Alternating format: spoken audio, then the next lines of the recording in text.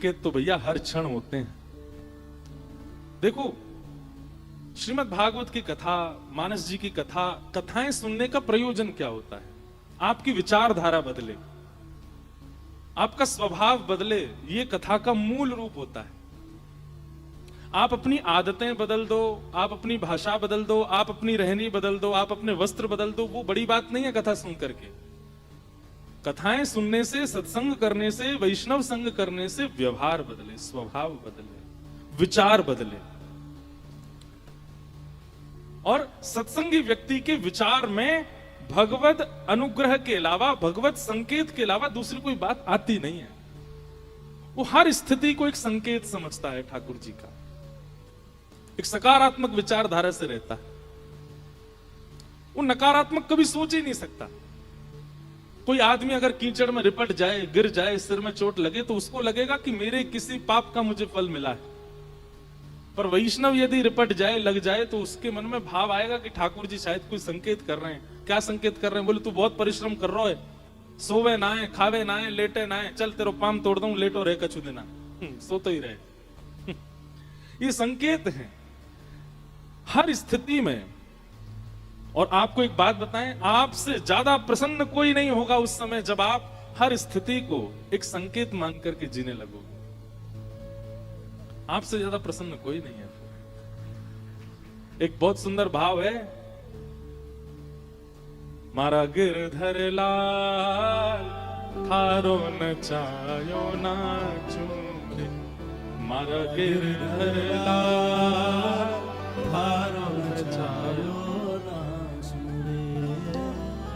जो तू काल रूप बने आवे, लपक गोद में आऊं, जो तू काल रूप में आवे, लपक गोद में आऊं। हे मारा गिरधर लाल थारो नचायो नाचू रे, मारा गिरधर लाल थारो नचायो नाचू रे। हर स्थिति को एक संकेत मान करके जीजिए।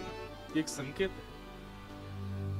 किशोरी जी का, ठाकुर जी का विवाह महोत्सव कल पहली बार हमने अनुभव किया, आप सबने भी अनुभव किया दत्तधाम में। वे तो नित्य एक दूसरे के हैं। राधा कृष्ण स्वरूपाम्बै, कृष्ण राधा स्वरूपिणौ, कलात्मानम निकुंजस्थम गुरु रूपम सदा भजे। वे दोनों कोई विलग नहीं है। और विवाह उनका होता है जो विलग होते हैं, जो अलग होते हैं।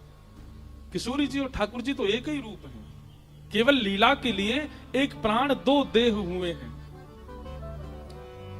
ये लीला आप सुन तो रहे हैं, पर इसकी गहराइयों में उतरना, इसके परम तत्व को समझना, हम सत्य कह रहे हैं, जीवन लगा दीजिएगा फिर भी नहीं समझ पाओगे। स्वयं देवाधिदेव महादेव नित्य नेत्र बंद करके किसका चिंतन करते हैं? मुनिंद विंद वंदिते त्रिलोक शोक हारिणी। ये शब्द कहां से प्रकट हुए हैं? इन्हीं त्र्यंबकेश्वर महादेव के मुख से प्रकट हुए। कदा करिष्यसि हमाम कृपा कटाक्ष भाजन। कौन गाता है राधा कृपा कटाक्ष? महादेव गाते हैं। स्वयं महादेव जिनके तत्व को प्रवचन रूप में कहने में असमर्थ समझते हैं अपने आप को, हम कैसे कह सकते हैं? हम इतने योग्य नहीं हैं। लेकिन फिर भी एक लीलात्मक रूप जो ब्रज का है, जो रसिक जनों ने वर्णन किया है, उसके अनुसार प्रस्तुत करने का प्रयास कर रहे हैं। अनुभव कर लीजिए। मुझे नहीं लगता कि ये स्थिति जो पिछले 5 दिन में रही और आगामी आज और कल है, ये दोबारा नहीं आएगी। हो सकता है इससे बढ़िया आ जाए, इससे भी ज्यादा आनंददायी आवे। अब तो अगले वर्ष की प्रतीक्षा करो। कल कथा यहां विश्राम होगी, उसके बाद तो 14 अप्रैल हम भी प्रतीक्षा करेंगे, आप भी प्रतीक्षा करो कि जल्दी से वो समय फिर आवे और फिर से सब मिलें।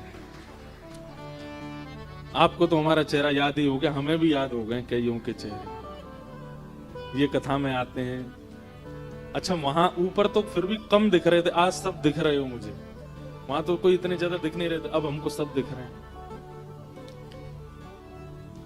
हम क्या बताएं, हम बोलना नहीं चाह रहे, पर हमारे जाने का बिल्कुल मन नहीं हो रहा है। यहां से मन हो रहा है कि बस ये घड़ी यहीं रुक जाए, यहीं स्तब्ध हो जाए। कभी कभी मन में आता है कि कहीं ऐसी संतों के संग रह करके इतनी विरक्ति नहीं आ जाए मुझ में कि मैं यहीं आके बस जाऊं। मैं कहूं भाई जिसको कथा करानी दत्त धाम ही आ जाओ, यहीं सप्ताह होती रहे। हमारे माता पिताजी पिछली बार तो बहुत टेंशन में आ गए थे मुझे देख के, बोले ये क्या कर रहे हैं, 1 महीना का अनुष्ठान, इतना तप। अब ये बात भी सुनेंगे तो और टेंशन में, वो तू जल्दी आ। लेकिन सब ठाकुर जी की कृपा है। आज नौका विहार उत्सव है ठाकुर जी का। नौका विहार के कई भाव हैं। ठाकुर जी खूब भावों से नौका विहार करते हैं, पर एक प्रथम नौका विहार की लीला हमने सुनाई है, आज वही लीला सुनाते हैं। पहली बार नौका विहार का सुख प्रिया प्रियतम को कब हुआ, और उसके बाद में अब तो ऐसी स्थिति बन गई कि सखियां यही योजना बनाती रहती हैं कि कैसे भी नौका आवे और फिर से विहार हो। तो नौका विहार में बहुत सुख मिलता है, क्योंकि देखिए जब रास होता है ना तो एक बड़ा मैदान है, कोई सखी दूर है, कोई सखी कहीं है, किशोरी ठाकुर जी कहीं है, दौड़ के कहीं भाग जाते हैं, दौड़ के कहीं आ जाते हैं। रास विहार में सब विस्तृत है और विकसित है, तो उसका एक साथ सुख मिल पाना कभी कभी मुश्किल होता है। पर नौका में सब सीमित है, नौका केवल सीमित है, उसके आगे आप जा ही नहीं सकते। तो सखियों को इतना सुख मिलता है कि कहीं से भी बैठ करके प्रिया प्रियतम दिखते रहेंगे। इसलिए नौका विहार सखियों का सबसे प्रिय उत्सव है। और सबसे बड़ी बात, ठाकुर जी पंच तत्वों को रास का सुख देते हैं। बहुत ध्यान से सुनिएगा। पृथ्वी, जल, वायु, आकाश, अग्नि। ठाकुर जी ने 2 बार दावाग्नि पान करके वृंदावन में अग्नि को रास का सुख दिया। रास का मतलब क्या है? रस और रास 2 बातें मैं कहता हूं कथा में। जीवात्मा भगवत प्राप्ति के लिए प्रयोजन करे वो रस है, लेकिन उस जीवात्मा से प्रसन्न होकर के ठाकुर जी उसके मिलन की योजना बनावे वो रास है। ये रस और रास में परिवर्तन है। आप अब देखो ये कथा क्या हो रही है, ये रस नहीं है, ये रास हो रहा है। क्यों? आप कितनी भी व्यवस्थाएं कर लो, ठाकुर जी योजना बना रहे हैं इस कथा की, ठाकुर जी भूमिका कर रहे हैं इस कथा की, ये रास है। जहां पर आप योजनाएं बनाते हैं और योजना सफल हो जाती है भगवत प्राप्ति की, वो रस है। और जहां आपकी योजना फेल होती है, ठाकुर जी की योजना पास होती है, वो रास है। 2-2 साल निकल जाते हैं लोगों के कि हम वृंदावन जाएंगे, लेकिन योजना बनाते बनाते चले गए, समय निकल गया, नहीं जा पाए। और अचानक से रात में सोए थे, दिन में उठे तो ऐसी कोई योजना बनी, तुरंत पहुंच गए वृंदावन, शाम को तो बिहारी जी के दर्शन कर लिए। ये रास है। आप प्रयोजन में रहते हो, वो रस, और ठाकुर जी जब प्रयोजन करते हैं वो रास। तो ठाकुर जी अग्नि को रास का सुख दे चुके हैं, पृथ्वी को तो रास का सुख मिलता ही रहता है, वायु को भी रास का सुख दे चुके हैं, आकाश को भी रास का सुख दे चुके हैं। तृणावर्त वध करके भगवान ने आकाश को सुख दिया, वायु को सुख दिया, और महारास करके ठाकुर जी ने आकाश को सुख दिया। एकमात्र जल रह गया है। तो जल को रास का सुख देने के लिए और जलाशय जीवों को रास का सुख देने के लिए ठाकुर जी नौका विहार करते हैं। ठाकुर जी नौका में विराजते हैं। तो लीला कुछ ऐसे है, किशोरी जी आज अपनी सब सखियन के संग दही बेचवे के कार्य काजे गई हैं। महाराज जी दान लीला भी बहुत अच्छी है ठाकुर जी की। दान लीला में क्या होता है कि सब सखियां, प्राचीन उस समय के काल में व्यापार कुछ था तो नहीं, लोगों के घर में गाय होती थी, गाय के दूध से घी, दही, मठा आदि ये सब बना के फिर उसका विक्रय करना, यही व्यापार था। और खेतीबाड़ी, तो पुरुष जितने थे वो खेतीबाड़ी करते थे, और माताएं जो हैं वो दूध, घी, दही आदि इसका विक्रय करने जाती थी। इसी से ही घर चलते थे सबके। लेकिन ठाकुर जी इतने पॉजेसिव थे गोकुल वासियों के लिए कि यहां का दूध घी दही बाहर नहीं जाना चाहिए। मैं बैठा हूं, मुझे खवाए दो, मुझे पिवाए दो, मुंह ते चाहे जितना धन ले जाओ, पर बाहर कहीं मत ले जाओ। और बाहर भी मथुरा तो बिल्कुल मत लेके जाओ। तो ठाकुर जी क्या करते थे कि मथुरा जाने वाले मार्ग पर एक नाका बना देते थे, और नाका बना करके, नाका समझते हैं, टैक्स टोल गेट होते हैं, ऐसे ही ठाकुर जी नाका बना देते थे। एक किसी लकड़ी की बढ़िया सुंदर एक वो बनाते जो नीचे ऐसे आ जाती, और वो नहीं भी होती तो छुप करके सब पेड़ों पर बैठ जाते। जैसे ही गोपियां निकलती ऊपर से सारे सखा कूद पड़ते, कहां जा रही हो? अरे हम दही दूध घी आदि मक्खन बेचवे जा रही हैं। तो फिर ठाकुर जी बोले मार्ग को कर प्रदान करो। मतलब अरे वृंदावन से मथुरा जावे को कोई मार्ग थोड़ी है, ये तो हमारे दादा परदादा पर दादा ने चल चल के ये मार्ग बनाए हुए। गोपी ने कही अच्छा तुम्हारे पिताजी को बोलो, और नहीं पिताजी नहीं पर दादा को मार गए, हमारे को हमारा अधिकार है कर लेवे को। और फिर कर कैसा लेते हैं ठाकुर जी? इतने बड़े बड़े पत्तल लेकर के आते हैं, बोले जब तक ये पत्तल ऐसी इतनी नहीं भर जाए कि नए खिलवे पे छलके को नीचे, तब तक देती रहो।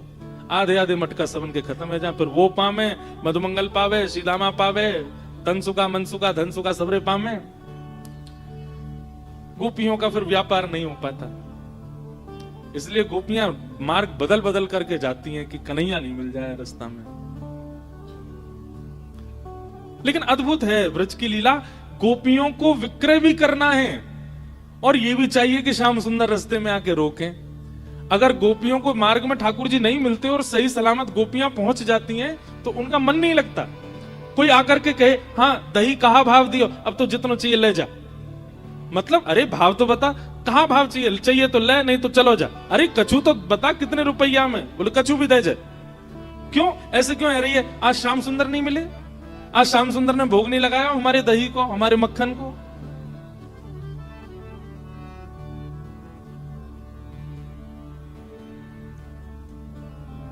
गोपियां ठाकुर जी को निवेदित करना चाहती हैं, भले ही संसार के लिए प्रस्तुत कर रही हैं, अपने जीवन यापन के लिए प्रस्तुत कर रही हैं, लेकिन सबसे पहले ठाकुर जी उपभोग करें। ये स्थिति गोपी की है। हमारा स्वभाव कैसा है? कुछ भी नवीन अगर आता है जीवन में, सबसे पहले हमारा भाव क्या होता है कि हमारा प्रेमी संसार का पहले इसका उपभोग करे। पर गोपियों का स्वभाव ऐसा है कि हमारे जीवन में कुछ भी नवीन है उसको सबसे पहले ठाकुर जी भोग लगाए, फिर किसी और को आस्वादन कराना।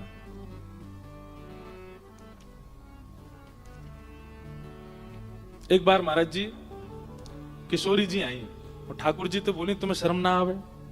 ठाकुर जी बोले ना आवे। बोले तुम ऐसे गोपीन को रास्तों रोक करके उनके मक्खन को दूध को दही को सबको हरण कर लो, यहाँ में तुम्हें लज्जा ना होवे? ठाकुर जी बोले बिल्कुल ना होवे। बोले काउ दिना ब्रह्म विधाता मिलेगा ना, बातें कहूंगी कि अगले जन्म में तुम गोपी बन के आई हो और तुम यहां से दही लेके जाए करोगे, मैं तुम बन के आऊंगी, मैं कृष्ण बन के आऊंगी, और तब तुम्हें रास्ता में पकड़ के कभी नोचूंगी, कभी तुम्हारे मटकिन ने फोड़ूंगी, तब तुम्हें पता चलेगी हमें कितनी पीड़ा होवे।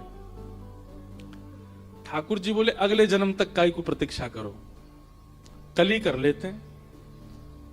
किशोरी जी बोली कल ही कैसे करोगे? बहुत दिन बाद ये प्रसंग याद आया आज। तो ठाकुर जी बोले एक काम करो, अपने सब वस्त्र मुंह को दे जाओ, अपना श्रृंगार मुंह को दे जाओ, मैं कल किशोरी जी बन के आऊंगा, और मैं अपनी पीतांबरी, अपनी पगड़ी, अपनो पटका, अपनी वंशी और अपना सब श्रृंगार आपके दो, आप कृष्ण बन के आओ। ठाकुर जी किशोरी जी बोली अकेले अकेले आना? अरे तो है ना मधुमंगल श्रीदामा जे ललिता बन के आवेगो, ये विशाखा बन। ललिता जी बोली या तो ना दूंगी मैं अपने वस्त्र, ये नहावे ना धोवे। मधुमंगल बोलो हम बे तेरी रेंट निकलती रे। रेंट नहीं समझे होंगे, रेंट जानते हैं? यहां निकली रहती है ना, उसको कहते हैं रेंट ब्रज भाषा में। मधुमंगल बोलो हेरी विशाखा बड़ी इतरा रही है, रोज नहा के आवे, तेरी रेंट निकलती रे। ठाकुर जी बोले देखो लड़ो झगड़ो नहीं, मैं श्री जी के वस्त्र पहन के आऊंगा और मैं मटकी सिर पे धर के लाऊंगा, और मधुमंगल एकाई ललता बन के आवेगो, श्रीदामा विशाखा बन के आवेगो, तन सुखा मन सुखा धन सुखा, ये सब ये चित्रा सखी इंदु लेखा आदि सब बन के आवेंगे। और कल हम देखें, हमें भी अनुभव हो कि भाई तुम्हें कितना कष्ट हो गए। श्री जी बोली देख लियो, जैसे जैसे आप करते हो बिल्कुल वैसे ही करूंगी मैं। ठाकुर जी बोले हाँ करियो। और अगले दिन आहा क्या छवि बनी है ठाकुर जी की। किशोरी जी पीतांबरी पहन के आई हैं, धोती पहन के आई हैं ऊंची, पामन में मोटे मोटे कड़ूला, जैसे एक गोप बालक पहनता है, एक गौशाला में गैया की सेवा करे वारो जैसे श्रृंगार करे, वैसे आज श्री जी श्रृंगार करके आई हैं। बगलबंदी पहन के आई हैं, ऊपर तो एक ऐसा पटका डालो है और कमर में एक कारी कमरी बांधी है ठाकुर जी की तरह, सिर पर टेढ़ी सी पाग बांधी है, पाग में सुंदर सुंदर पुष्प लगाए हैं, बीच बीच में पत्ता खोंच लिए हैं, वनमाली बन के जाते हैं ठाकुर जी। और यहाँ हाथ में लोमना, लोमना कहते हैं गैया का जब दूध निकालते हैं तो कई गाय पैर चलाती हैं, तो उनके पैर को बांधने की जो रस्सी होती है उसको लोमना कहते हैं। वो लोमना कंधा पे डाल करके श्री जी ठाकुर जी को रूप धारण करके आई हैं, और बिल्कुल ठाकुर जी की तरह काजर लगा के नेक नेक ऐसे मीड लियो है, तो थोड़ा थोड़ा फैल रहा है जगह जगह से, जैसे ठाकुर जी बन के आते हैं। यहाँ पे एक डिटोना करके ठाकुर जी की तरह बिल्कुल श्री जी तैयार है के आई हैं। मधुमंगल श्रीदामा फटे पुरानी लत्तान ने पहन के डोले, वैसी सबरी ललता विशाखा बन के आई हैं।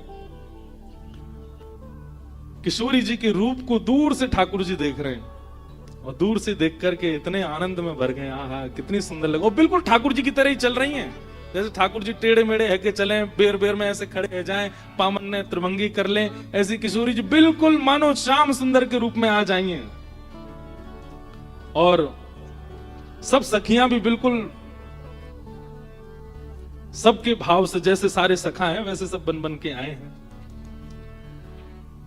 किशोरी जी आई, सब उनको देख करके आनंदित हो गए। लेकिन जैसे ही श्याम सुंदर आए, आहा लहंगा पहनो है, ऊपर सुंदर चुनरी डारी है, यहाँ पर एक क्या बोलते हैं उसको, यहाँ पर एक वो धारण के हैं, किशोरी जी टीका पहन के आए हैं, कानन में कुंडल झमक रहे हैं, चलें तो हाथन में सुंदर सुंदर ठाकुर जी ने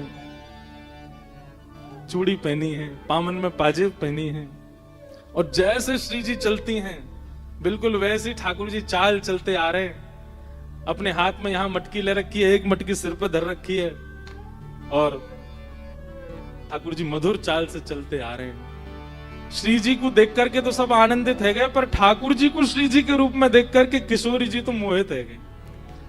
हाँ ये कितने प्यारे लग रहे हैं। अरे विधाता तेने ही लाला काई को बनाए, लाली बना देती और मोह लाला बना देती।